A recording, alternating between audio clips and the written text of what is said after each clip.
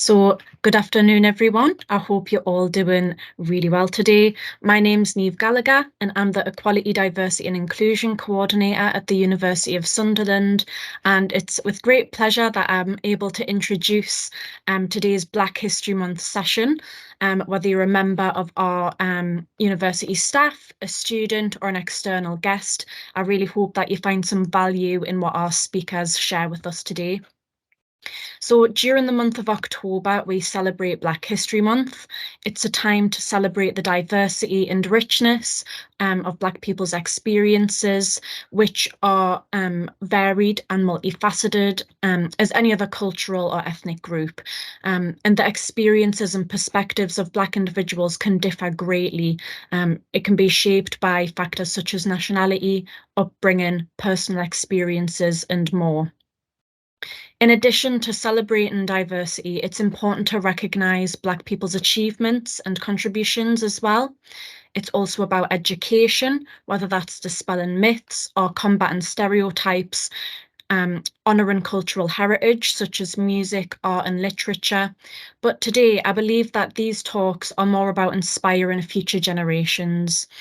So by sharing lived experiences from two of our colleagues, Black History Month inspires and empowers future generations to pursue their dreams, overcome challenges, and make their own contributions to society. And that's why we say that representation matters. So before I continue, I just want to emphasise that today's session will be recorded to ensure that the insights and the experiences that are shared are accessible to a wider audience. We want you to feel comfortable. So if you'd prefer to keep your camera off, that's completely fine. You can enjoy your cup of tea and your dinner in the background. As well, regarding the session structure, each speaker will share their talk with us for approximately 15 minutes, and then that'll be followed by a 5 to 10-minute Q&A session. And I've placed as well in the chat an anonymous form. So if anyone would like to ask questions or leave comments anonymously, that's also fine. And as well, you're more than welcome to raise your hand or drop questions in the chat during the Q&A as well.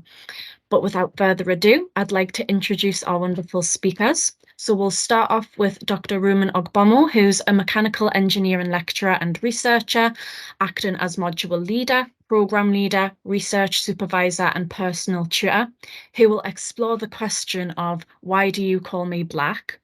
We're also joined by Sharp Cooper, who's Senior Lecturer in Operations Management and Programme Leader for MBA Programme Suites.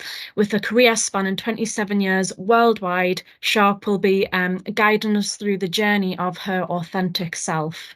So, Rumen, if I can pass over to you first, please. Right, I'm just going to try and do this presenting Teams thing. Right. Yeah. Can everybody see that? Yes? Yeah, we can see it. Yes. Right. So like Niamh said, mechanical engineering lecturer based at St. Peter's in Sunderland. You can usually find me in David Goldman building, running around on most days.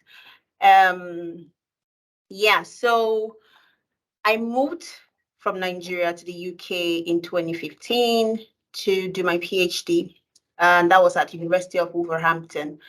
So I've stayed mostly in the West Midlands, so Wolverhampton, and then moved to Birmingham for job, working with Southern City College in Birmingham.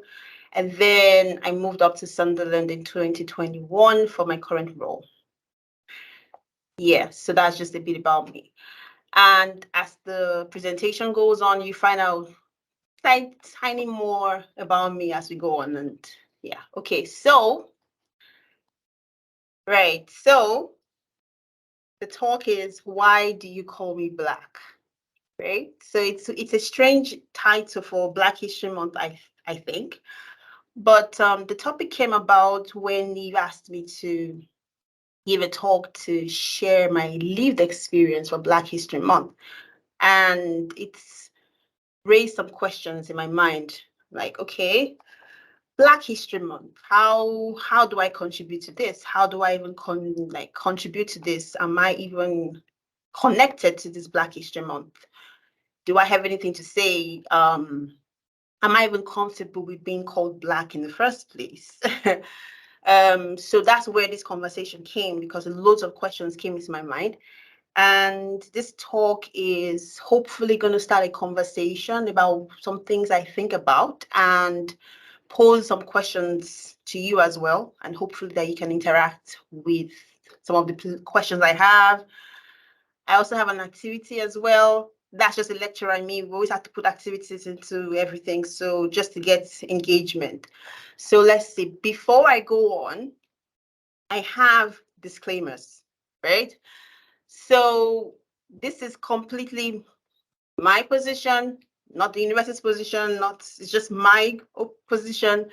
I acknowledge that there are people that identify as being Black. I am not trying to oppose that. I'm just saying I just have a disconnect with being identified as Black. I do not know if there are people out there who have similar opinions to me. I haven't done any surveys. I haven't done any research. This is just my own opinion. And I'm just trying to kickstart a conversation and have you like tweak just a slight move from how you think about Blackness and the assumption that all people of African descent identify as Black. I don't, or I find uncomfortable. So I just, I know it's going to require some effort to change the way our minds have been working, but that's what I'm hoping to start with this talk today. So let's go into it anyway. So while I was living in Nigeria, the concept of Blackness or being Black was quite abstract. It was quite far-fetched. It was like, oh, something that you see in movies and you read in books. But personally, directly, this is something I've not really been referred to as until I became an immigrant. So when I was trying to come to the UK, filling out application forms, and then when I moved here as well, every form I filled, everything I applied for, there's this ethnicity option of Black African. I'm like, okay. So I became confronted with this concept, this idea. I'm like, okay. But every single time I had to choose that option, it created an uneasiness in me. I'm like, okay, what's going on here?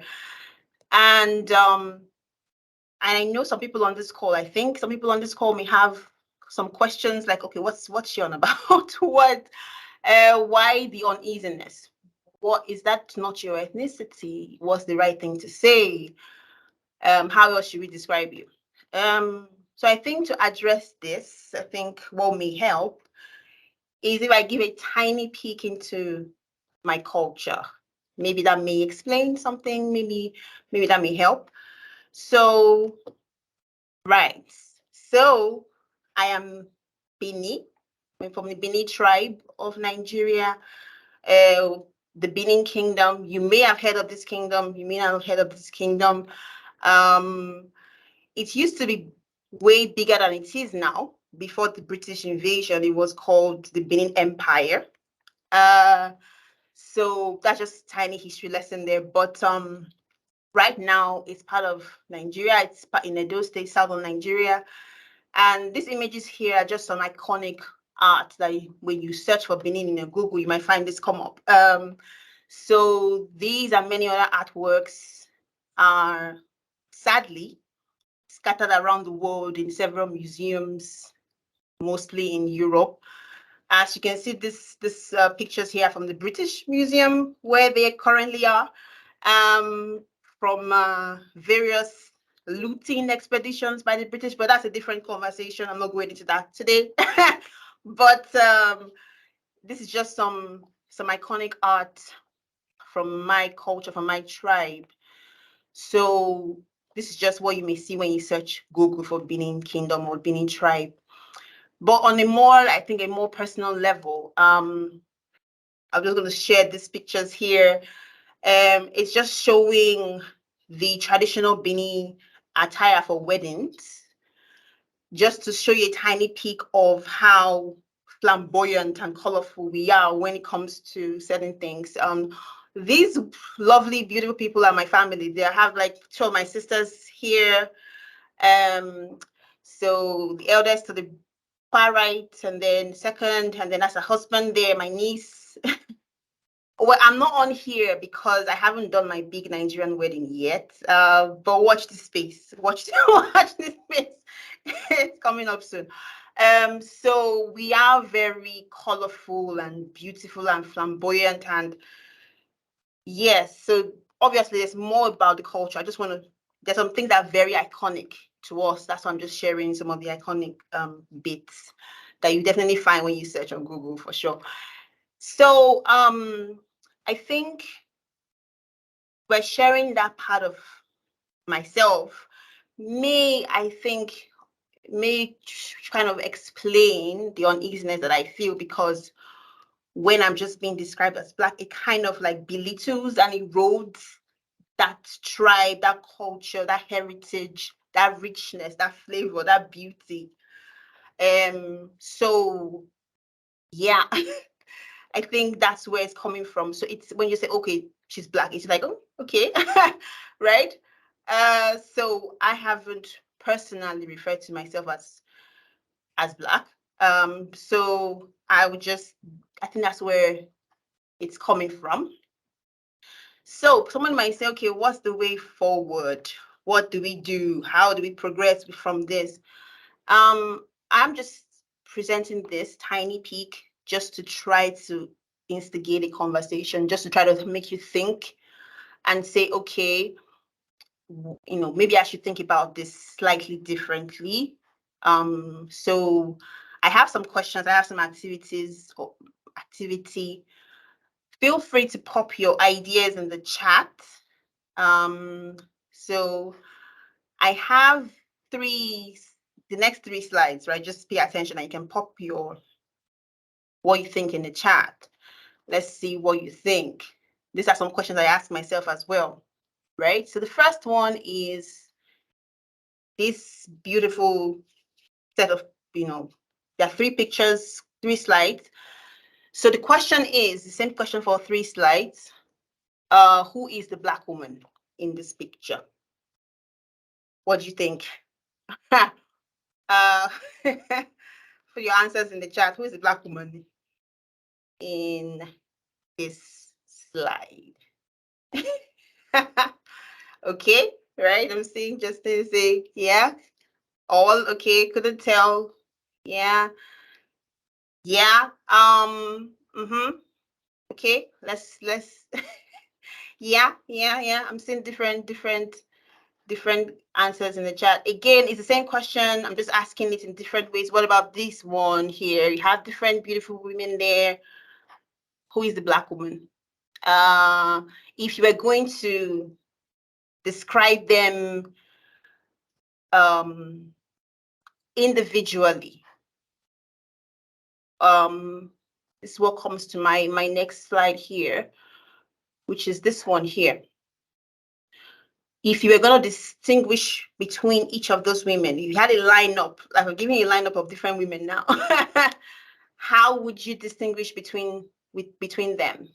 Would Black suffice to be able to describe these women? These are just questions I'm asking myself. I'm also asking you. And again, it could also apply to other ethnicities as well, other people, and think about how you describe people. I think we should challenge ourselves to be more creative in how we want to describe people. Yeah. Again, I'm just talking about me, but I don't know if anybody else connects with what I'm saying. I'm just waffling on. So yeah, and then this question also comes to my mind as well. So feel free to write your answers in the chat as well. What color would you use to describe someone of Asian descent, for example? What would you say? How would you describe someone? If you are saying we want to stick with this, how would you describe someone of Asian descent then? What color would you use? Feel free to, put your comments and answers in the chat as well. Yeah, so think about it. That's what I'm trying to do here, just to get the conversation, just to have some thinking.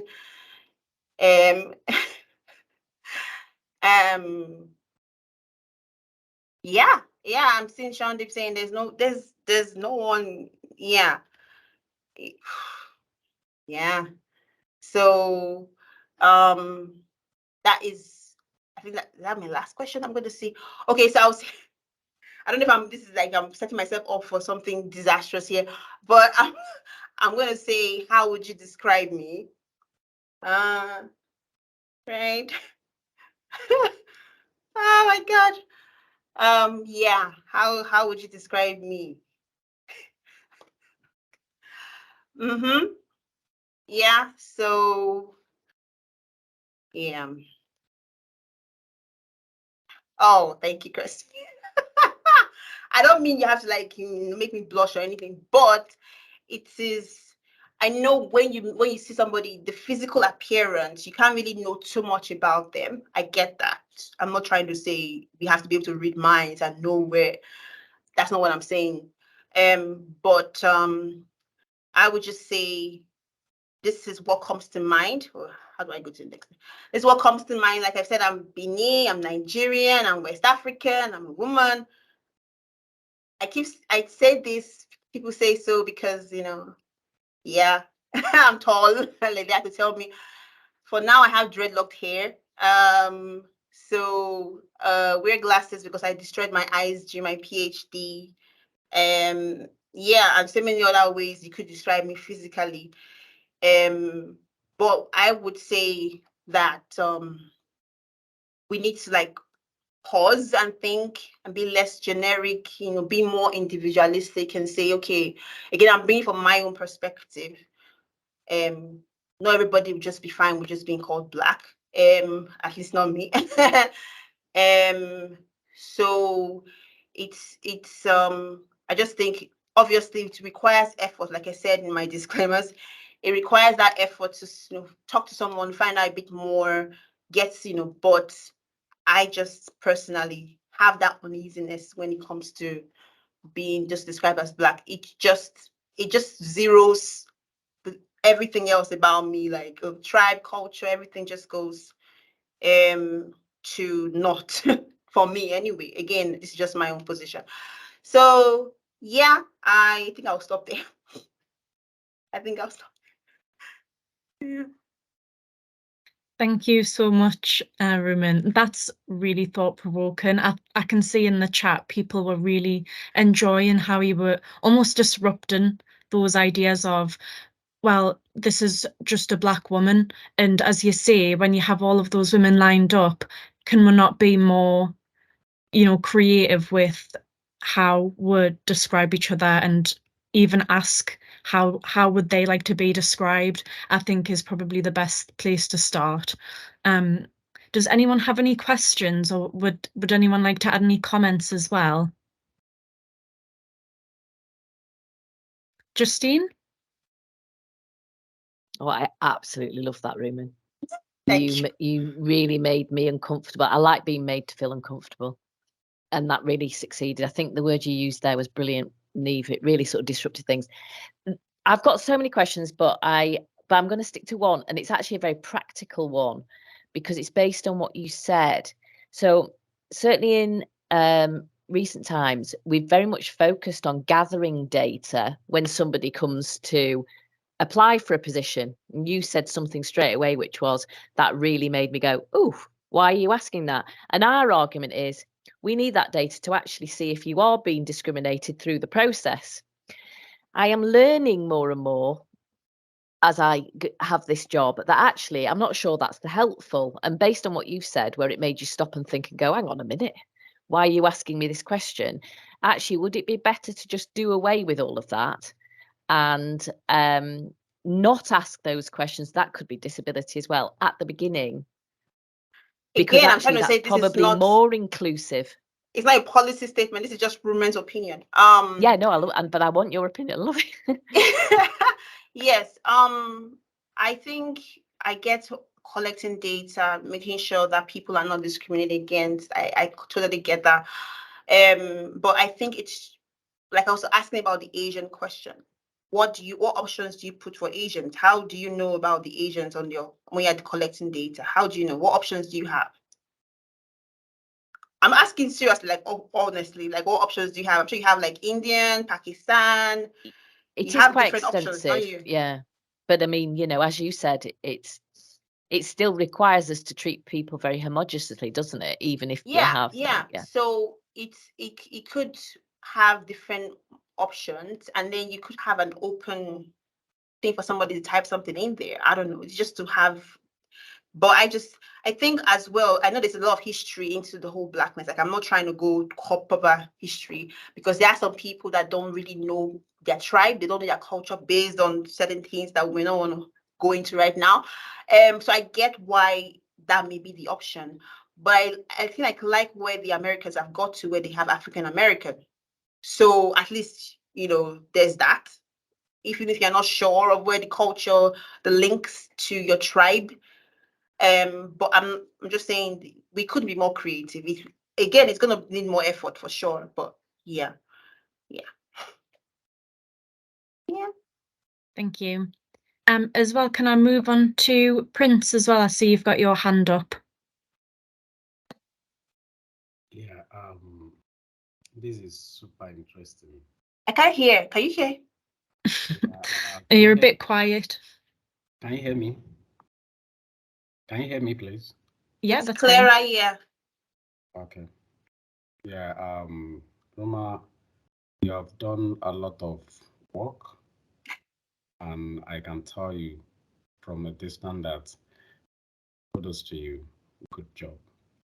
Now, I will just try as much as possible to expatiate about some things and then taking it forward. You know, until when I get in here to this country, that's when I know that there is something called black. And one of those things that I say that is attribute of black: the beauty, the intelligence, they are super smart, they are in one way or the other, they just want to know it all. Let me use that word. And they have beautiful art, right? But it comes to this. When we get to NUS this year, it is on another format that I'm seeing black. The level whereby black have to be in different dimension. The more we look, the less we see. And the more we see, it become an issue. So what I'm trying to say is this: if within the conference of same black asterisks, what does it mean? It has come to a level whereby we are trying as much as possible to okay, who should we say that we can associate black as a nation? Can we say we are going to associate black to British? Who say we are going to associate blacks to Americans, to Europe, to every other country? Yes.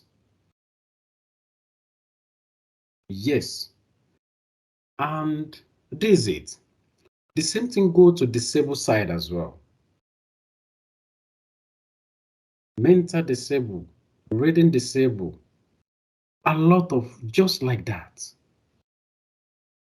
Now, let me bring us back to where the real fact is it is what they tell you that you believe. If I tell you that you are looking at my color, this is black, and I tell you, no, I'm sorry, I'm white.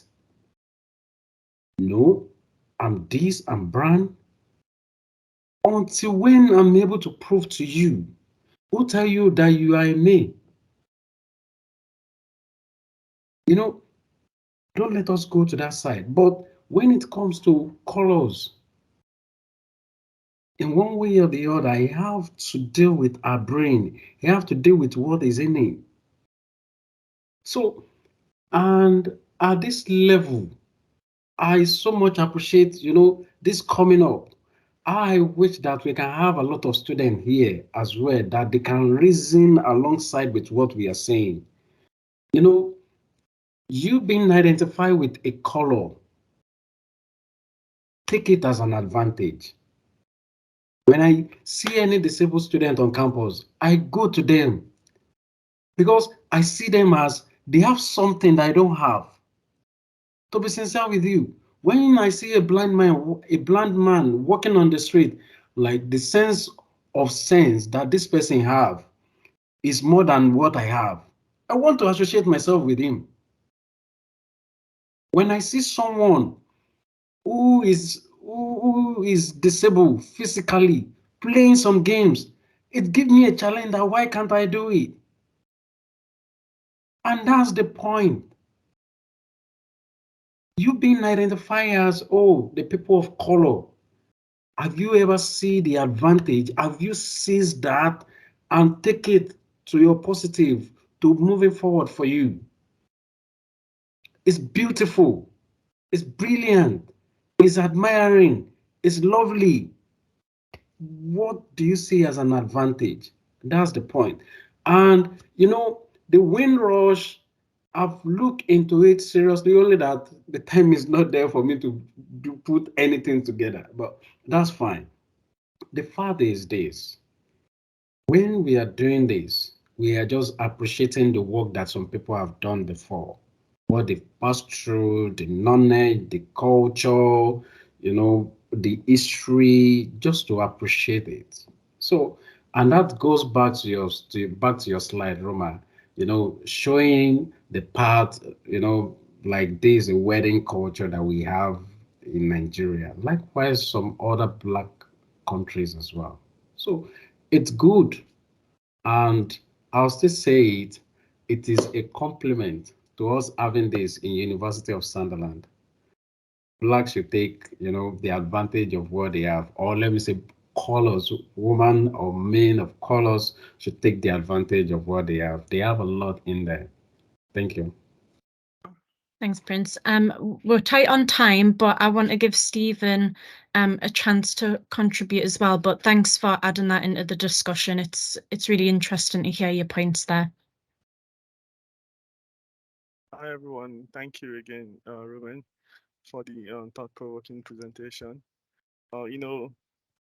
For years now, since I came in, I've been trying to really phantom to maybe organize it the way you've done, but I'm not sure I've been able to do that. So, Thank you. yeah, thank you for that. Because the same feelings you get every time you try to fill a form and you see black, you know, and you wonder why the need for this? How does this relate to the skills I'm coming to offer on this role? What's the connection between these two?